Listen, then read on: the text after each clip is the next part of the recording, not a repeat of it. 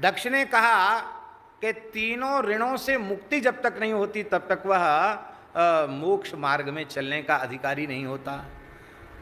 और ये गृहस्थाश्रम में प्रवेश करने से तीनों ऋण से मुक्ति मिलती, पितृऋण, ऋषि ऋण और देव ऋण। पर हम एक बात पूछते हैं, हम कोई खंडन मंडन नहीं कर रहे हैं, हम कोई नारद जी का पक्ष नहीं लेते, पक्ष तो लेना ही चाहिए। अब हमारे आचार्य हैं तो हम पक्ष क्यों नहीं लेंगे, लेकिन वो गलत पक्ष नहीं ले रहे हैं, न्यायोचित पक्ष ले रहे हैं। एक बुद्धि की कसौटी पर बातों को कसा जा रहा है। कितने लोग गृहस्थाश्रम में प्रवेश करके देवऋण, ऋषिऋण, पितृण से मुक्त होकर कल्याण के पथिक हुए। इसलिए एकादश स्कंध के अनुसार देवर्षि भूताप्ति नृणाम पितॄणाम न किंकरो नायमणि चराजन सर्वात्मना यः शरणम शरण्यम गतो मुकुंदम परिहृत्य कर्त्रम। वो किसी देवता का कर्जदार नहीं, किसी ऋषि का कर्जदार नहीं, किसी पितर का कर्जदार नहीं, जो सर्वतो भावेन कर्ता अपने के अहंकार को त्याग कर भगवान मुकुंद की शरण चला गया, वो सारे प्रकार के ऋणों से मुक्त हो गया। तो नारद जी ने तो भगवत शरणागत बना के सब ऋणों से मुक्त कर दिया। तो नारद जी ने कोई बुरा नहीं किया, पर उन्होंने श्राप दे दिया, तस्मान् लोकेषु ते मूढ़ो न भवेत् भ्रमतः पदम। अरे मूढ़, नारद जी को कहा, अरे मूढ़, मैं श्राप देता हूँ, तुम्हारा पैर कहीं रुकेगा ही नहीं, चलते ही रहोगे, पैर में चक्कर लगा रहेगा, एक जगह रुकोगे नहीं। नारद जी चाहते तो श्राप दे सकते थे, पर नारद जी बोले वाह आपने बड़ा अच्छा किया। अब तक तो कहीं समाधि लग गई तो हजारों साल तपस्या में बैठे रह जाते थे, तो भक्ति का प्रचार कार्य बंद हो जाता था।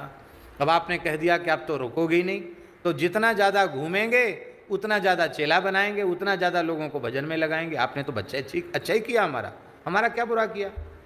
नारद जी ने साप को स्वीकार कर लिया।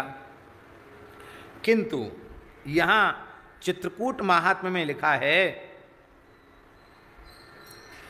कि दक्ष के साप के कारण नारद जी कहीं ठहरना चाहते तो ठहर ही नहीं पाते। अब लगातार कोई आदमी 2 घड़ी से ज़्यादा कहीं रुक ना पावे, 2 घड़ी माने 48 मिनट, फिर चलो फिर चलो फिर चलो, न सो पावे न खा, हमेशा चलो। ब्रह्मा जी के पास गए, बोले भाई ये तो सांप ऐसा पीछे लग गया, मैं ठहर ही नहीं पा रहा हूँ कहीं, तो पिताजी समाधान बताओ। तब श्री ब्रह्मा जी ने कहा, क्या कहा ब्रह्मा जी ने, चित्रकूट गिरिश्रेष्ठ श्री राम पद भूषिता मंदाकिनी नाम नदी यत्र पाप प्रमोचनी। हे नारद जी, चित्रकूट धाम भगवान के चरणों से अंकित है, भगवान की नित्य विहार स्थली है, उसमें स्नान करते ही तुम दक्ष प्रजापति के शाप से मुक्त हो जाओगे।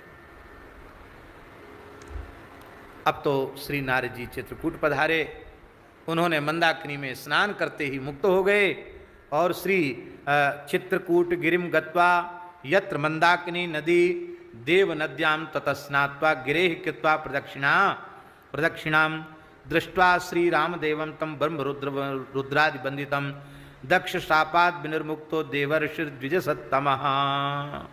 मंदाकिनी में स्नान किया, श्री कामतानाथ जी की परिक्रमा की और श्री रघुनाथ जी का दर्शन करके, जो ब्रह्मा शिव आदि के द्वारा वंदित हैं, दर्शन करके ही नारद जी साप से मुक्त हो गए।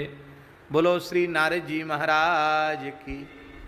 इससे एक बात संकेत में समझ में आ जानी चाहिए, क्या इस जन्म का नहीं, किसी भी जन्म का किसी भी व्यक्ति को कोई पाप शाप लगा हुआ हो, हमें पता नहीं कितने जन्मों से साप लगे हुए हैं, उन समस्त प्रकार के सापों का विमोचन मंदाकिनी स्नान और कामतानाथ जी की परिक्रमा से हो जाता है। इसका मतलब है श्रद्धा पूर्वक चित्रकूट जाके एक बार मंदाकिनी में स्नान और कामदगिरी भगवान की परिक्रमा जरूर कर लेनी चाहिए। आजकल एक और चला है बहुत ज़्यादा, उससे ब्राह्मणों को तो खूब लाभ हो रहा है, होना ही चाहिए। कौन सा कहते हैं उसको, हाँ, काल सर्प योग। ये भी एक प्रकार का शाप ही समझो। हमारा अपना विश्वास है, हम किसी पर थोप नहीं रहे हैं। इस तरह की भी बात किसी की खोपड़ी में घुस गई हो कि अरे हमें काल सर्प दोष है इसलिए हम बहुत परेशान हैं, हमारा काम नहीं बन रहा है, ऐसे लोगों से मेरी प्रार्थना है कि यदि वे चाहें, उनमें के मन में श्रद्धा प्रेम विश्वास होवे, तो हम प्रार्थना कर रहे हैं उनसे कि वे सब चिंता से भय से मुक्त हो करके उनको सीधे चले जाना चाहिए चित्रकूट धाम। प्रेम से मंदाकिनी जी में स्नान करें, कामतानाथ जी की परिक्रमा करें और सारे दोष, चाहे काल सर्प दोष हों, चाहे ग्रह दोष हों, चाहे और जो कुछ कुंडली मुंडली के दोष हों, सब खत्म हो जाएंगे। ऐसी दिव्य भूमि है। बोलो कामदगिरि भगवान की जय। हे, ये कथा कागभूषण जी सुना रहे हैं महर्षि शांडिल्य को, और अब आगे का दूसरा संवाद सुना रहे हैं। हे शांडिल्य महर्षि, भरत जी जब राम जी को मनाने चित्रकूट आए तो महर्षि अत्रि का दर्शन करने भी गए, क्योंकि चित्रकूट 84 की परिक्रमा भरत जी ने करी।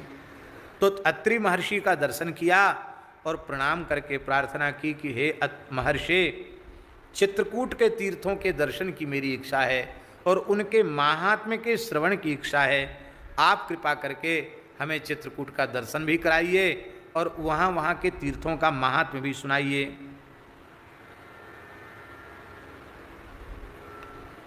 देखो, आप किसी भी धाम में जाएं, जब तक धाम निष्ठ संत आप पर कृपा नहीं करेंगे, तब तक धाम अपना मंगलमय दर्शन आपको प्रदान नहीं कराएगा। बस संत ही कृपा करके दर्शन करावें तो पता चले, नहीं तो लोग आते वृंदावन में घूम के चले जाते हैं। एक परिवार वृंदावन में आया, ठंडियों का समय था, अपनी गाड़ी से आए, कुछ महानुभाव उनको मिल गए। उन्होंने, कुछ मंदिर है ना जहाँ कुछ सेवा पूजा विशेष होती है, हैं? हाँ, तो वहाँ घुमा फिरा करके बोले बस यही प्रधान मंदिर है, यहीं से सब कुछ होता। बोले बिहारी जी, अरे बिहारी जी, ओहो, बिहारी जी के तो प्रसाद का विशेष महत्व है, दर्शन तो देर से खुलते हैं, और प्रसाद बिहारी जी का चाहे जितना करोड़पति आदमी लाइन में लग के मिलता है। तो जयपुरिया धर्मशाला है, वो जयपुरिया धर्मशाला में सवेरे सवेरे ठंड का समय था, खिचड़ी बट रही थी, उसी लाइन में उन गाड़ी वालों को लगा करके महान भाव तो चले गए। बोले बस खिचड़ी खाओ फिर बिहारी जी का दर्शन होगा।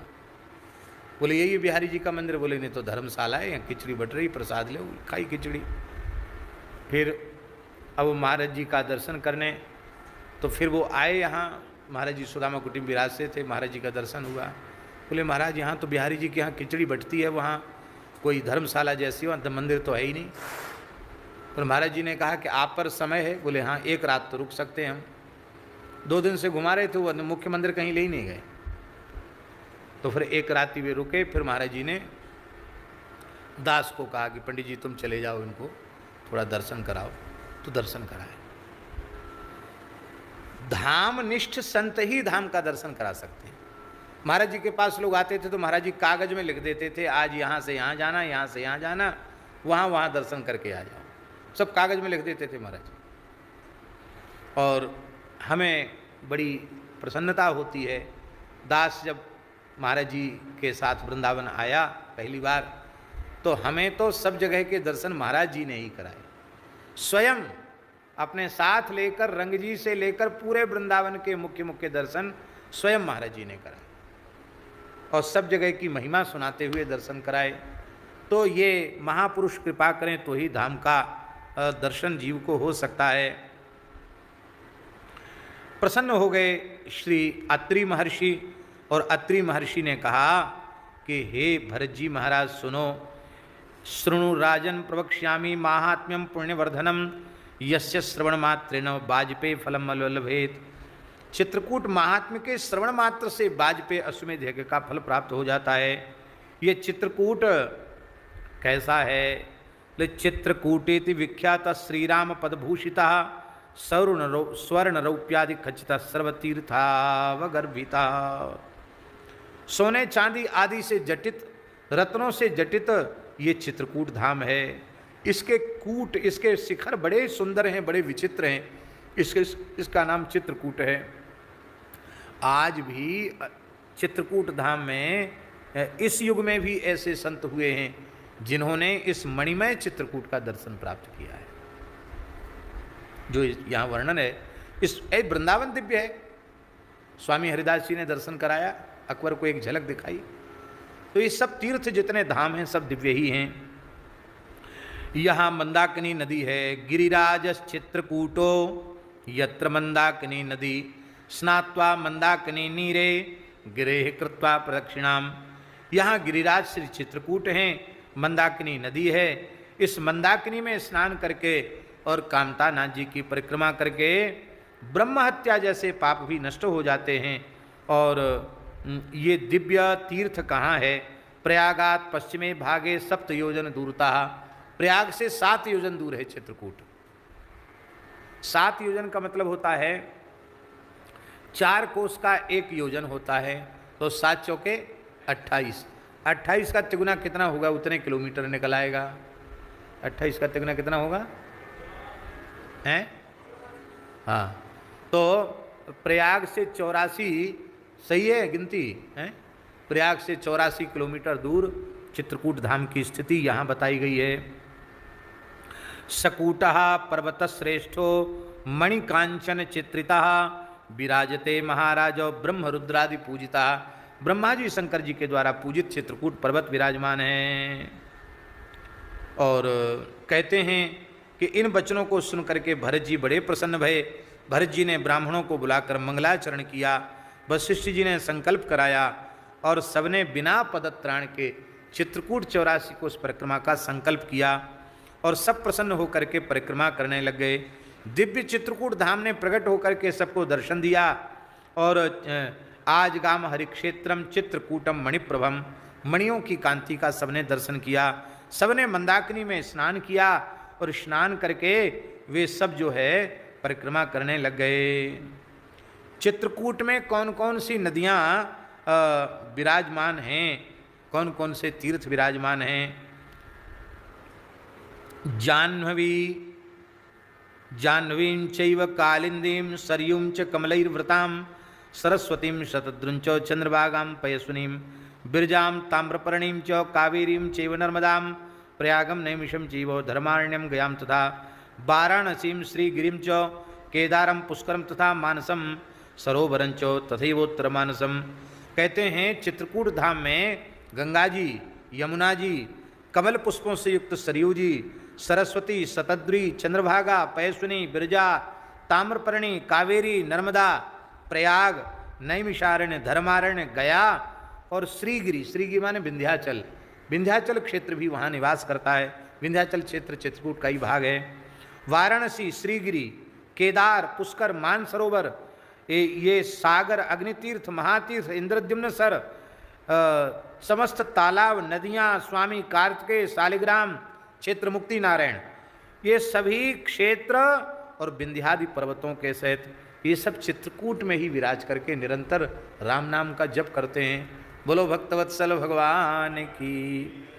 गिरेह सेवन, श्री गिरेह सेवनोत्सुकान, ये सब कितनी बड़ी है परिक्रमा चित्रकूट की? बोले श्री गिरिम चतुराशीति योजना नाम समुश्रितम सर्वम देवात्मकम दृष्ट्वा गिरेह कृत्वा प्रदक्षिणाम। ये चित्रकूट पर्वत 84 योजन का है, माने 336 कोस का है। कितना? 336 कोस का है और ऊंचा भी बहुत है ये। इसमें संपूर्ण देवतागण निवास करते हैं। देवता भी इसकी, ऋषि भी इसकी प्रदक्षिणा करते रहते हैं। मंदाकिनी नदी में एक राघव प्रयाग नाम का तीर्थ है, जहाँ राम जी ने अपने पिता दशरथ जी के लिए पिंडदान किया था। इसका महात्म्य गया जी से भी अधिक है।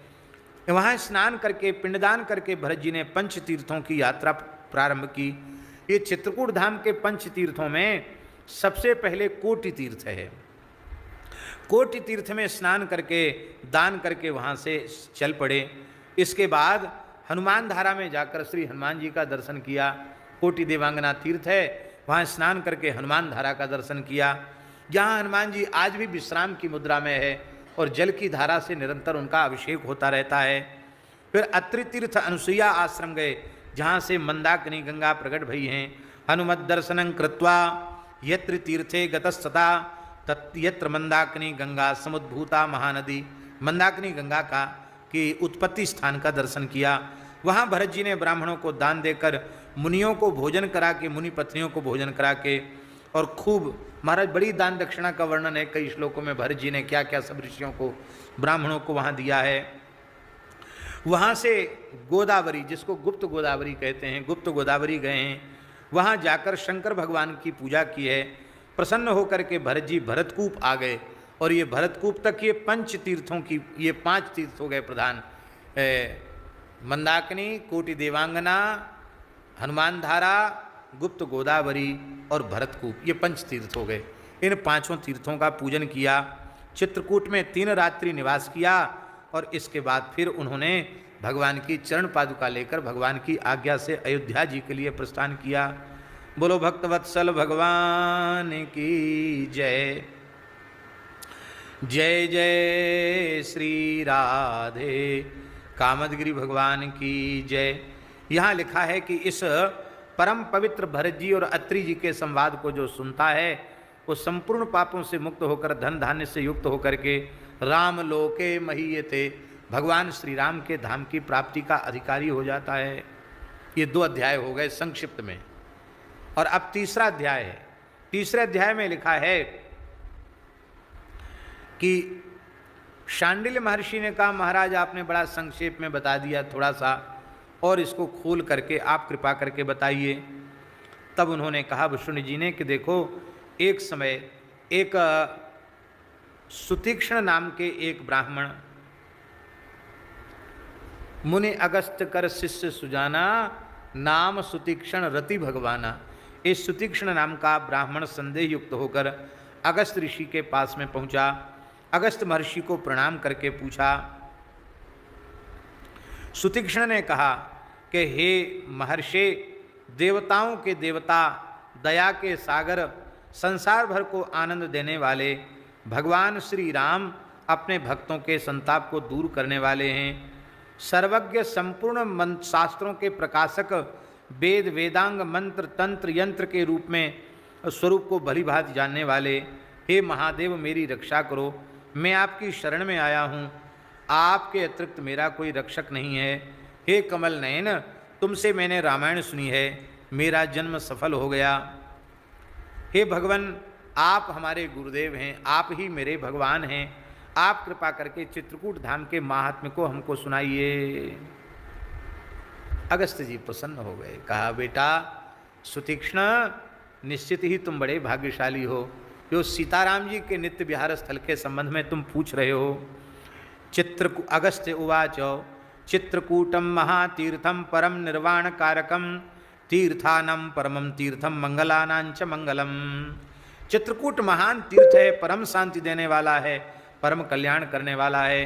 संपूर्ण पीठों में ये श्रेष्ठ पीठ है, पुण्य पर्वतों में सर्वश्रेष्ठ पर्वत है, और धर्म की कामना करने वालों के मन में धर्म की भावना को उत्पन्न करने वाला है, संपूर्ण मनोरथों की पूर्ति करने वाला है, याचकों के मनोरथों को पूर्ण करने वाला है, और कामिनाम कामदातारम मुमुक्षूणाम च मोक्षदम। जो संसार चक्र से छूटना चाहते हैं उनको संसार चक्र से छूटने का सौभाग्य भी प्रदान कर देता है, वरदान प्रदान कर देता है। आज भी चित्रकूट में ऋषियों का समूह तपस्या कर रहा है। यहाँ लिखा है, अगस्त जी महाराज कहते हैं हजारों की संख्या में ऋषि आज भी चित्रकूट में तपस्या कर रहे हैं, और आज भी चित्रकूट धाम में दिव्य ऋषियों की अनुभूति तपस्या करने वालों को हो जाती है। हमारे पूज्य गुरुदेव पहाड़ी बाबा महाराज को चित्रकूट में साक्षात महर्षि अत्रि का दर्शन हुआ था। साक्षात महर्षि अत्रि का दर्शन महाराज जी को चित्रकूट में हुआ था। महाराज जी यहाँ खाक चौक में महंत हो गए थे, लेकिन वो भजन में भाव अधिक था, इसलिए सब छोड़ छाड़ करके अपने गुरु भाई थे महाराज जी के, सिया रामदास जी महाराज अधिकारी थे, उनको सब सेवा उस करते ही थे, सेवा उनके सहारे छोड़ के महाराज जी चले गए। और यहाँ एक ऐसी स्थिति आ गई कि ठाकुर जी को भोग लगने की भी समस्या आ गई, और महाराज जी भजन कर रहे थे चित्रकूट में। ये बात सन 38 की है, 1938 की बात है। महाराज जी जैसा बताते थे तो महाराज जी कहते कि भजन तो बहुत बढ़िया चल रहा था, पर यहाँ जैसी समस्या आई कि लीला शुरू हो गई। प्रमोद वन में बैठ के भजन कर रहे थे, तो रात्रि को ध्यान में जैसे ही बैठे कि बहुत तेज प्रकाश दिखाई पड़ा, आंखें चौंधिया गईं, आंख ठीक से खोल नहीं पाए। यहाँ किसी महापुरुष ने स्पर्श किया और स्पर्श करके कहा, यहाँ तुम्हारा भजन पूर्ण हो गया, तुम्हें सिद्धि वृंदावन में मिलेगी, जाओ वृंदावन चले जाओ, गुरुस्थान चले जाओ। थोड़ी देर महाराज जी सावधान हो गए, फिर भजन में बैठे ध्यान में। फिर अर्धरात्रि को फिर भी महापुरुष आ गए। बोले आज हो क्या रहा है, आज ध्यान नहीं लग रहा है, कोई ये कौन सिद्ध पीछे लग गए जो भजन में नहीं बैठने देते हैं, जैसे ध्यान लगता है तो आ जाते हैं। प्रातःकाल सवेरे 4 बजे तक महाराज ने बैठने का प्रयास किया, बार बार वही हो। 4 बजे फिर बैठे तो फिर भी महापुरुष सामने आ गए। अब की बार महाराज जी ने स्पष्ट दर्शन किया उनका। महाराज जी कहते ऊंचे पूरे लंबे थे, गौरवर्ण था, इकहरा शरीर था, वलकल वस्त्र थे और जटाएं थी, दाढ़ी थी, हाथ में कमंडल था, बड़ा दिव्य स्वरूप था। चंद्रमा जैसी कांति चेहरे से प्रकट हो रही थी। उन्होंने कहा, बच्चा तुम मुझे पहचानते नहीं हो, मैं चित्रकूट का अधिष्ठात्री ऋषि महर्षि अत्रि हूँ। तुम्हारा जो गुरु स्थान है वहाँ तुम्हारे गुरु भाई बड़े दुखी हैं। भगवान की राग भोग की सेवा की व्यवस्था में भी बहुत कठिनाई हो रही है, तुम जाकर वहाँ सेवा करो, वहीं तुम्हें सब कुछ अनुभूति होगी, जाओ। महाराज जी कहते बस फिर हम वहाँ से चले। तो महाराज जी को हमने देखा आरती स्तुति के बाद थोड़ी देर महाराज जी ऐसे बैठते थे, 2-3-4 मिनट देखा होगा, ऐसे आँख नहीं खोलते थे और ऐसे ऐसे ऐसे ऐसे हाथ जोड़ते थे, जैसे उनके सामने कोई आ रहे हैं वो हाथ जोड़ रहे हों। तो एक बार एकांत में मैंने महाराज जी से पूछा कि महाराज जी आप आरती की स्तुति के बाद किसको हाथ जोड़ते हो? तो महाराज जी ने कहा, क्या बताएं, हर एक व्यक्ति विश्वास नहीं कर सकता है, पर इसी वृंदावन में नारद जी, सनकादिक भगवान, सुखदेव जी सब विचरण कर रहे हैं, इन्हीं आँखों से दर्शन होता है। फिर महाराज जी ने बताया कि अत्रि महर्षि ने कहा था तुम्हें सब सिद्धि वृंदावन में होगी। बोले यहाँ वृंदावन में रहकर उन महापुरुष की वाणी सफल भई, मुझे यहाँ प्रत्यक्ष दर्शन महापुरुषों का होता है। तो आरती में जो जो ऋषि मुनि महात्मा आते हैं मैं उन सबको प्रणाम करता हूँ। ऐसे कहते, दंडो दंडो दंडो, ऐसे बोलते थे। अब ये बात सभा में कहने की नहीं है, लेकिन इस प्रकार के भी महात्मा थे। तो चित्रकूट में आज भी महात्माओं की अनुभूति, सिद्ध संतों की अनुभूति होती है। आज भी जो नाम जपने वाले हैं उनकी कहीं कोई साधन में कमी होती है तो सिद्ध पुरुष प्रत्यक्ष नहीं तो स्वप्न में आकर मार्गदर्शन कर दिया करते हैं। और कुछ ऐसे भी लोग होते हैं जो विक्षेप करने भी आते हैं। तो दोनों तरह के लोग हैं। तो हरि गुरु संतों की कृपा ही कवच बन करके रक्षा करती है। ऐसा चित्रकूट धाम अत्यंत पवित्र है।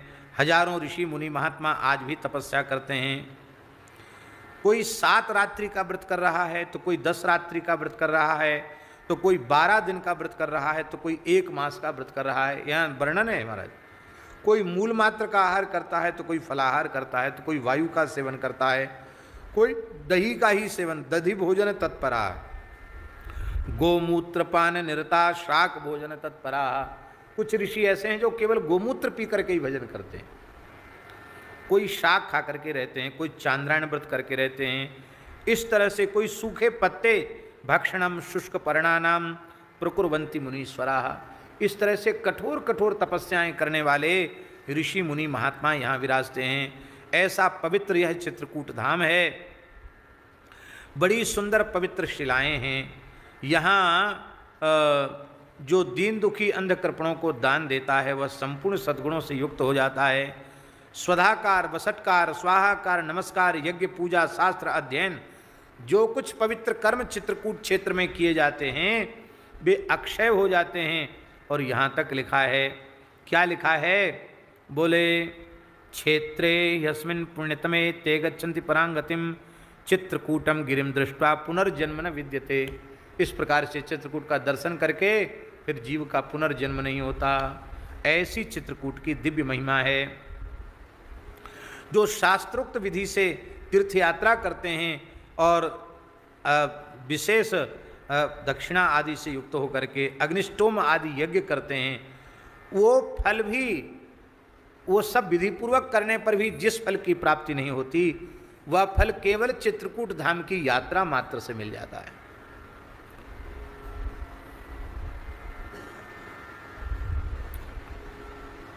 कौन कौन तीर्थ प्रधान है इस धरती पर? नैमिषारण्य, कुरुक्षेत्र, गंगा द्वार, उज्जैनी, अयोध्या, मथुरा, द्वारिका, सिंधु, सरस्वती, गंगा सागर संगम, त्र्यंबकेश्वर, गोदावरी, कालिंजर, प्रभास क्षेत्र, बद्रिकाश्रम, गया क्षेत्र, ओंकार क्षेत्र, पुरुषोत्तम क्षेत्र, गोकर्ण क्षेत्र, भृगु क्षेत्र, भृगुतुंग, पुष्कर क्षेत्र इत्यादि इस पृथ्वी पर महान तीर्थ माने गए हैं। सभी पृथ्वी पर स्थित तीर्थ मुक्ति देने वाले हैं, इसमें संदेह नहीं है। ये सब तीर्थ दिव्य हैं, इन सब तीर्थों की महिमा का वर्णन किया है। किंतु चित्रकूट तीर्थ अत्यंत दिव्य पवित्र क्यों है? बोले इसलिए यह सबसे श्रेष्ठ है कि जो तीर्थ सबको मुक्ति देने वाले हैं, सबकी कामना को पूर्ण करने वाले हैं, वे सबके सब तीर्थ चित्रकूट धाम में निवास करते हैं। इसलिए चित्रकूट की महिमा बड़ी भारी श्रेष्ठ है।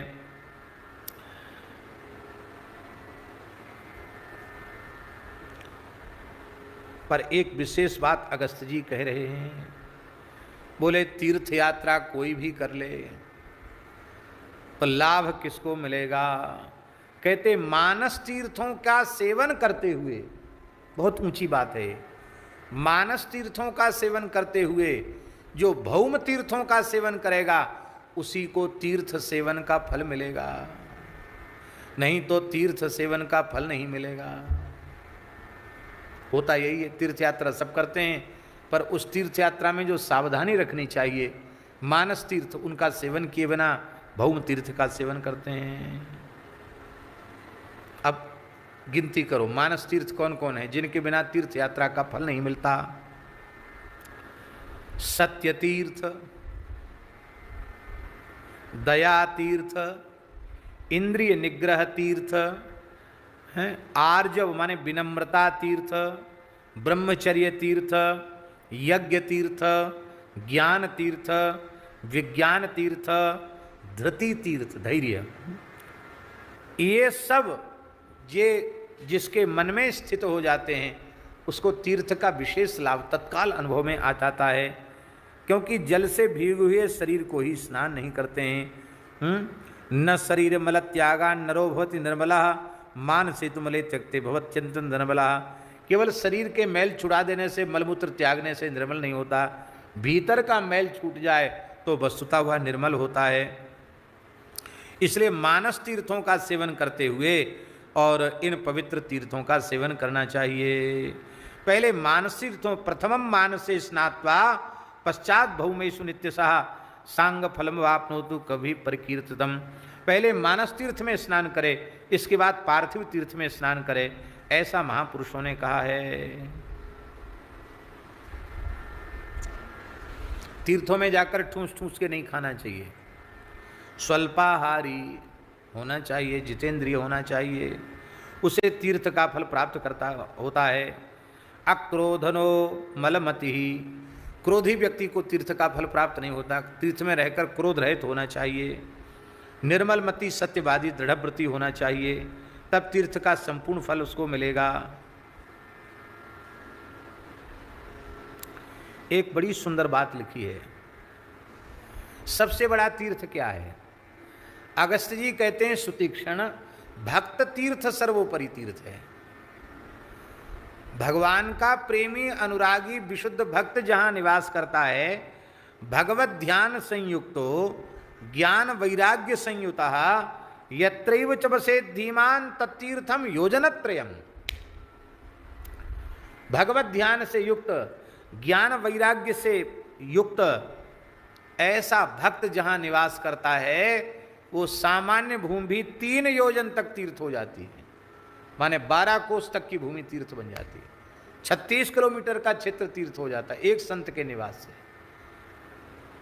और जहाँ ध्यान करने वाले, लाख लाख नाम जप करने वाले सैकड़ों संत चित्रकूट अयोध्या वृंदावन में विराजें, उनकी महिमा का वर्णन कौन कर सकता है। ये विशेष बात है।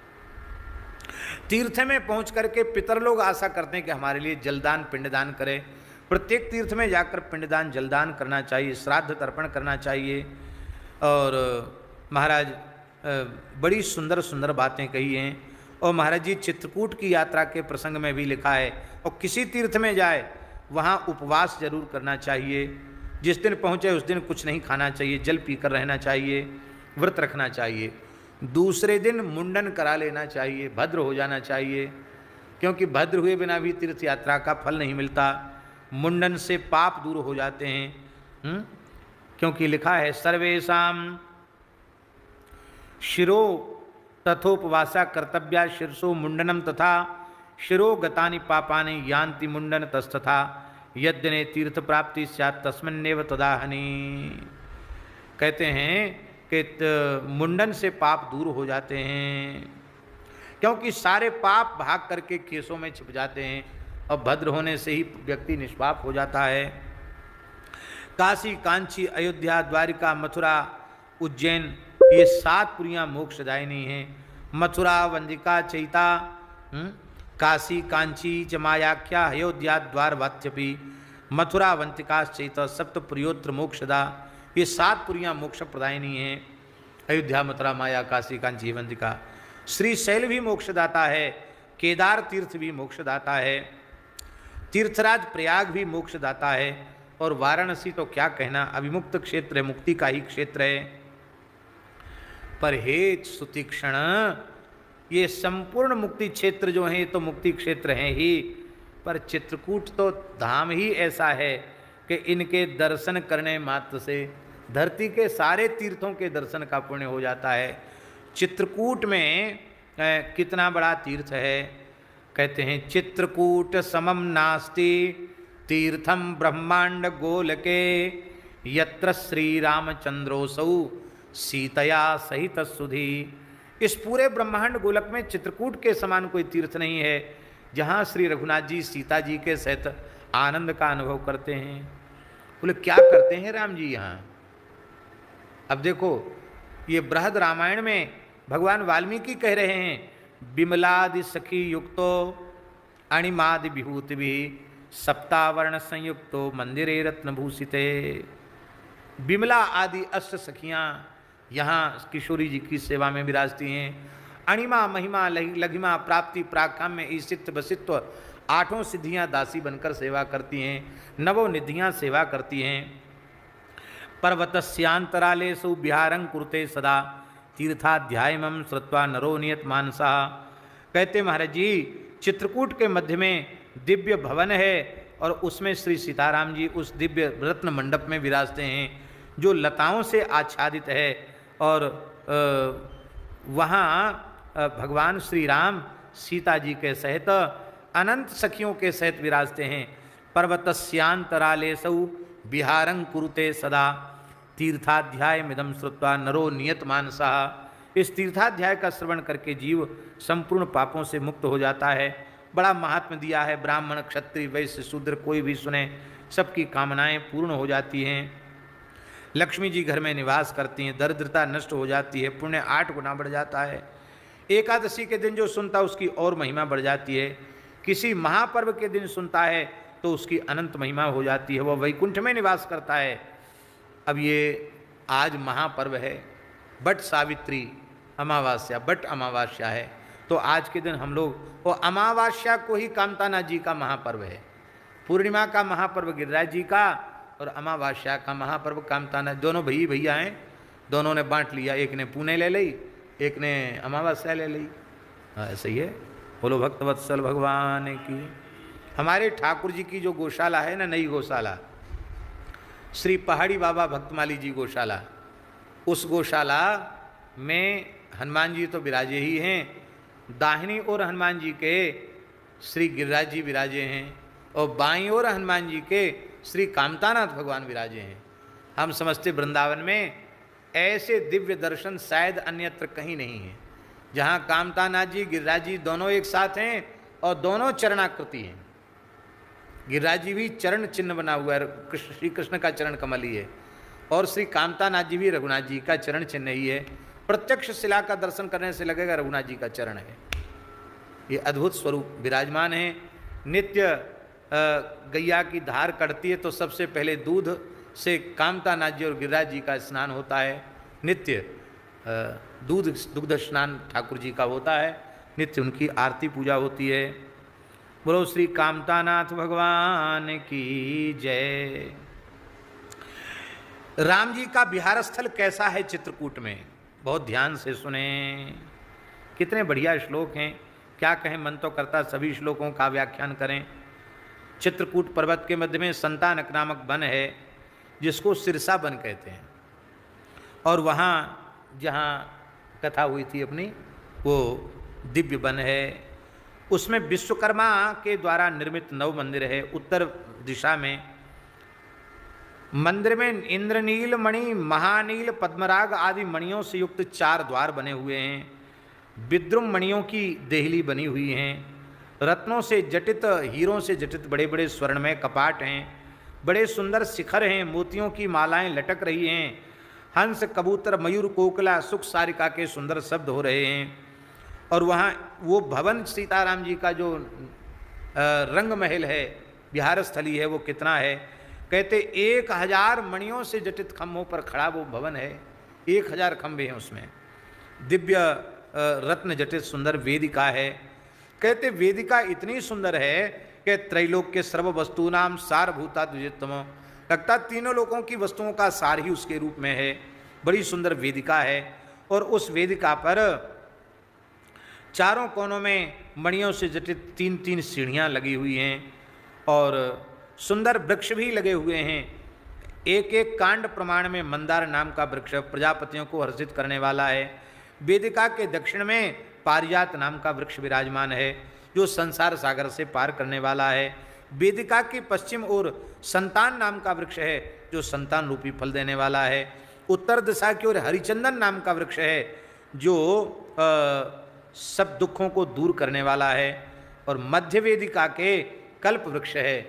इस कल्प वृक्ष की छाया में ही, कितनी बड़ी छाया है इसकी, बोले इस मंदिर के कल्प वृक्ष की छाया 1-1 योजन तक फैलती है। 4-4 कोस तक कल्प वृक्ष की छाया है, और उसके ऊपर सुंदर स्वर्ण सिंहासन है। उस स्वर्ण सिंहासन में कितना सुंदर ध्यान का वर्णन है, इससे सुंदर ध्यान किया जा सकता है।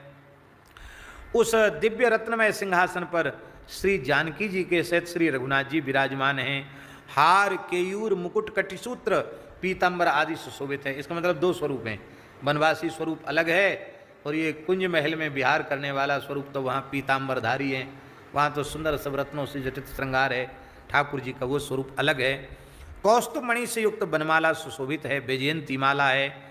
करोड़ों करोड़ों कामदेवों की शोभा को धारण करने वाले लक्ष्मण जी सेवा में रहते हैं। बड़ी सुंदर उनकी शोभा है। बोलो श्री सीताराम जी महाराज की जय। बीजादिक 16 द्वारपाल क्रम से हैं। ऐसे राम रघुनंदन जी का ध्यान ब्रह्मादि देवता करते हैं। अग्नि, चंद्रमा, सूर्य आदि के मंडल भी हैं, वो भी सब राम जी की उपासना करते हैं। इस प्रकार से पर्वत के मध्य सिंहासनासीन सिंहासने समासीनम ये ध्यायन्ति रघुत्तमम ते पापई संप्रपुच्यन्ते त्रिविधिर्नात्र संशया। ऐसे दिव्य सिरसा वन को, संतानक वन को, दिव्य नव महल को और रघुनाथ जी को, किशोरी जी को जो प्रेम से उनका ध्यान करते हैं वो संसार चक्र से छूट जाते हैं। ध्यायन्ति श्री रघुवंशवर्धनम सिंहासनासीन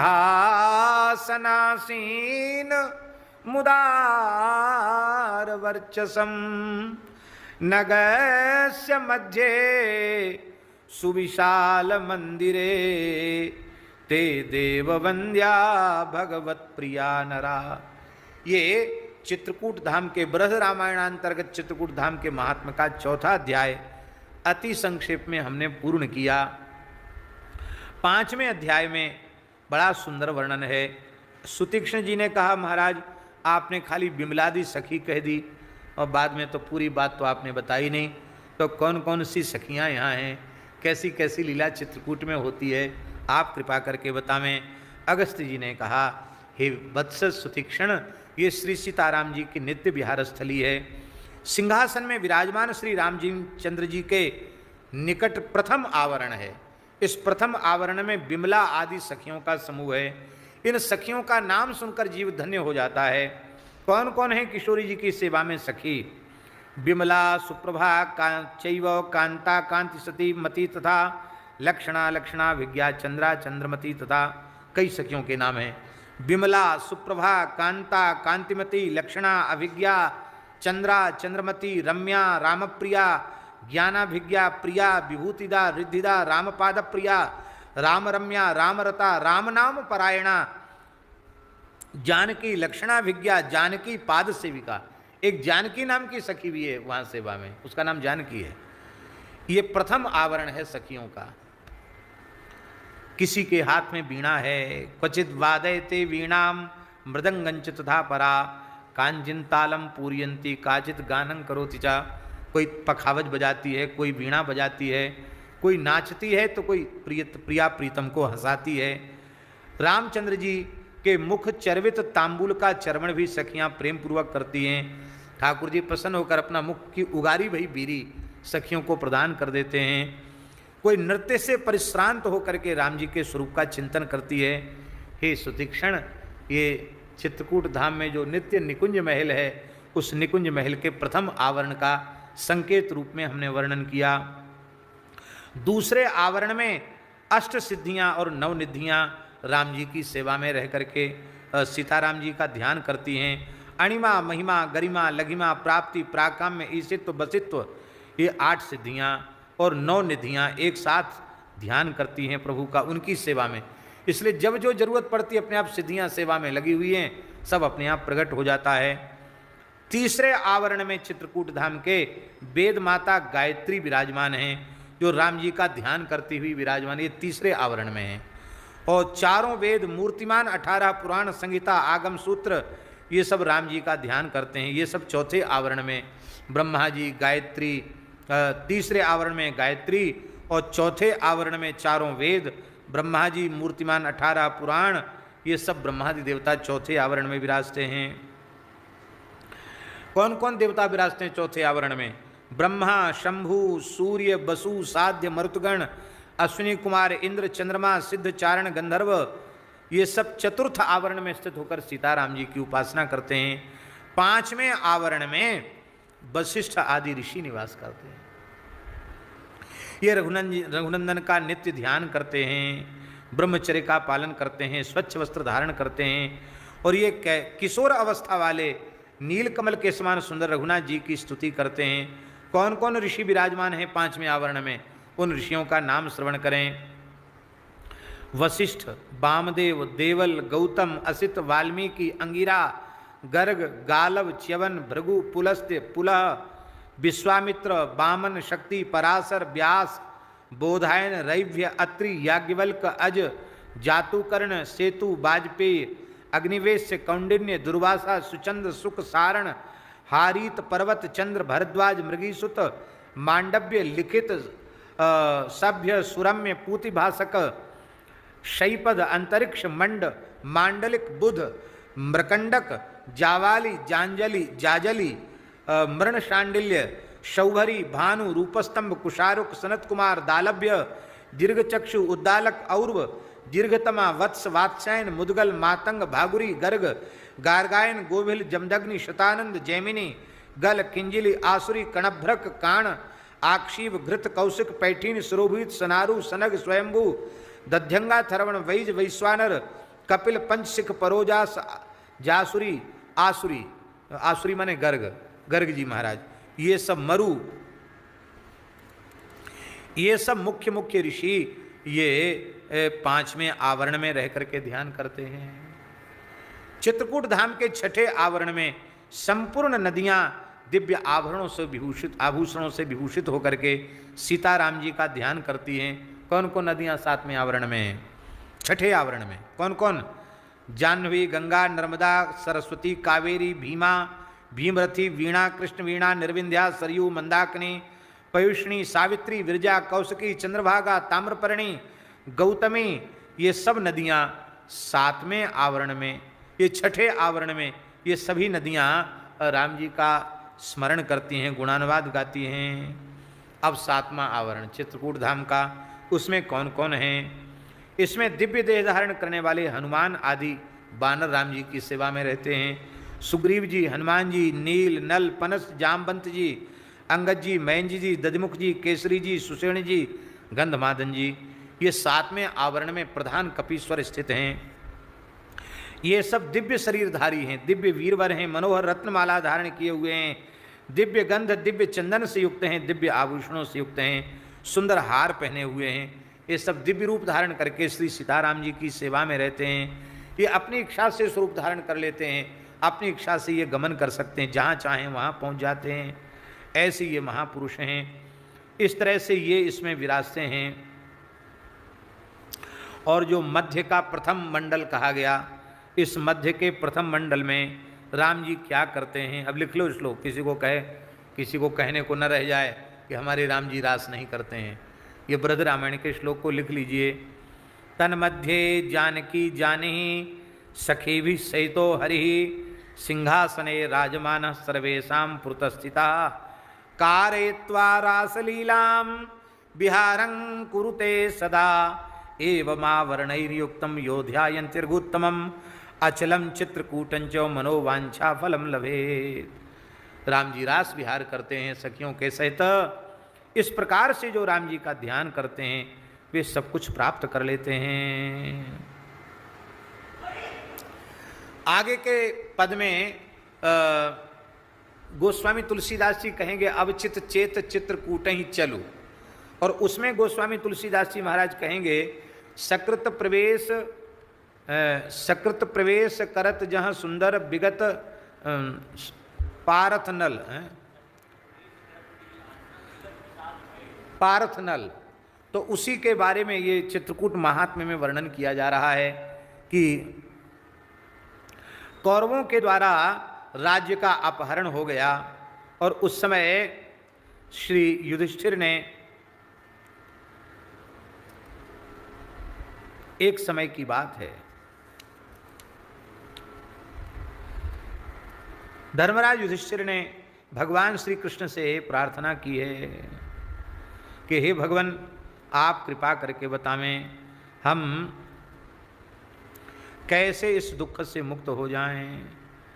तब स्वयं भगवान ने ही उनको बताया था कि तुम चित्रकूट की यात्रा करो, मंदाकिनी स्नान करो, कामदगिरि की प्रदक्षिणा करो, उससे तुम संपूर्ण अशुभों से मुक्त होकर के और तुम फिर पुनः विजय लाभ प्राप्त करोगे। ऐसा सुंदर यहाँ का वर्णन है। तो चित्रकूट के दर्शन से युधिष्ठिर की विपत्ति नष्ट हो गई और महाभारत युद्ध में उन्हें विजय की प्राप्ति हुई। बोलो श्री चित्रकूट धाम की जय। कितने सुंदर सुंदर वृक्ष हैं, उन वृक्षों का वर्णन है। फिर आगे के आवरण में देवता कहाँ कहाँ किस कोण में विराजमान हैं, उन देवताओं का भी बड़ा सुंदर वर्णन है। और किस किस दिशा में कौन कौन से वृक्ष हैं उनका भी वर्णन है। किस द्वार पर कौन सी नदियाँ प्रकट होकर के राम जी के बिहार में सेवा देती हैं, उन नदियों का भी वर्णन है। अलग अलग वनों का भी वर्णन है। कौन कौन से जीव चित्रकूट में विहार करते हैं उनका भी वर्णन है। और महाराज यहाँ मंदाकिनी की महिमा को सर्वोपरि बताया गया है। बोलो भक्तवत्सल भगवान की जय। समय पूर्ण हो रहा है। अब मंदाकिनी की मंदाकिनी के प्राकट्य की कथा हम जरूर सुनाएंगे, पर कल सुनाएंगे। और अभी एक पद चित्रकूट धाम का बाकी है, तो हमारा विचार है कि चित्रकूट महात्म्य भी, चित्रकूट का पद भी, वो अपशेष चर्चा हम कल करेंगे। अभी महाराज जी के भावों की चर्चा चित्रकूट चर्चिका की तो रही गई, उसकी भी चर्चा हम करेंगे। और एक बात संकेत में अभी बता देते हैं कि पूज्य श्री महाराज जी को चित्रकूट धाम में प्रत्यक्ष श्री सीताराम जी का दर्शन हुआ था।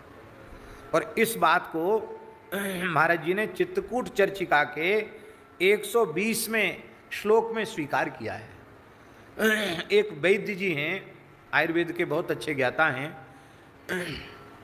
उधर टीकमगढ़ तरफ के हैं, बलदेवगढ़ वाले वैद्य जी, वो सन 62 या 68 कब की बात है, या तो 62 होगा या 68 होगा। तो वो एक ट्रेनिंग में गए थे चित्रकूट, अब तो सेवानिवृत्त हो गए वो। तो वहाँ एक महात्मा का दर्शन उन्होंने किया था, और उस महात्मा ने बताया था कि यहाँ आज भी सीताराम जी का दर्शन होता है। तो वैद्य जी बता रहे थे हमको कि हमने उनसे पूछा कि आपकी जानकारी में किसी महात्मा को प्रत्यक्ष सीताराम जी का दर्शन हुआ? बोले हाँ। तो महाराज जी का नाम उन महात्मा ने लिया, कहा उनको तो बहुत पहले ही सीताराम जी का प्रत्यक्ष दर्शन यहाँ हुआ था, इस स्थान में दर्शन हुआ था। बोले कहाँ लिखा है? तो उन्होंने कहा उन्होंने एक ग्रंथ लिखा, उसमें एक जगह इसका संकेत है। तो वो पर्चा उनके पास श्लोक संख्या लिखी हुई रखी थी। जब शताब्दी उत्सव में जब चर्चा हुई तो उन्होंने श्लोक दिखाया, हमारा भी ध्यान नहीं गया, हमने जब देखा तो श्लोक मिला। तो वो कह रहे थे कि महाराज जी का दर्शन तो हमको अब हुआ, पर ये घटना तो हमको सुनने को मिल गई चित्रकूट में 62 या 68 की बात बता रहे थे। बोले तब हमको सुनने को मिल गई ये घटना। तो उस समय चित्रकूट में ये चर्चा थी कि महाराज जी को दर्शन हुआ। अब आप कहें तो श्लोक हम बोल ही दें, बहुत सुंदर श्लोक है, 120वां श्लोक।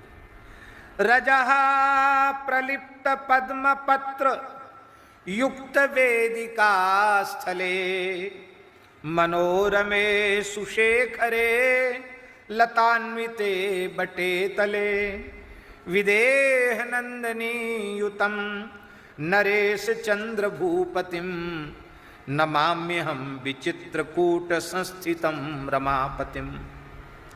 इसका अर्थ है परम सुंदर विचित्र कामदगिरि के शिखर पर लताओं से आच्छादित वटवृक्ष है, उसके नीचे सुंदर रज से वेदी लिपी हुई है, उसके ऊपर कमल का आसन विराजमान है, और उस आसन पर कमल पुष्प के आसन पर विदेहराज नंदिनी के सहित श्री राम जी विराजमान हैं। मैं उनको प्रणाम करता हूँ, ऐसा महाराज जी ने लिखा है। तो विराजमान हैं और मैं उनको प्रणाम कर रहा हूँ, ये बात वे स्वयं स्पष्ट रूप में स्वीकार करते हैं। बोलो भक्तवत्सल भगवान की जय। जय जय श्री राधे।